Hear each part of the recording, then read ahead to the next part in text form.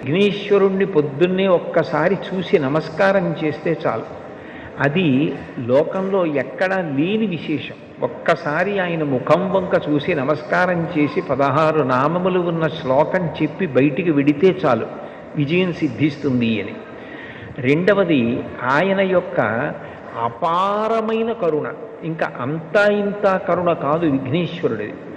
ఆయన క్షమించినంత తొందరగా ఎవ్వరూ క్షమించరు. మీరు చూడండి, అందరికన్నా ఎక్కువగా మరిచిపోయే లక్షణం ఎవరికి ఉంటుంది అంటే పిల్లల యందు ఉంటుంది. మీరు పిల్లలు అనేటప్పటికీ ఒక విషయం జ్ఞాపకానికి తెచ్చుకోవచ్చు.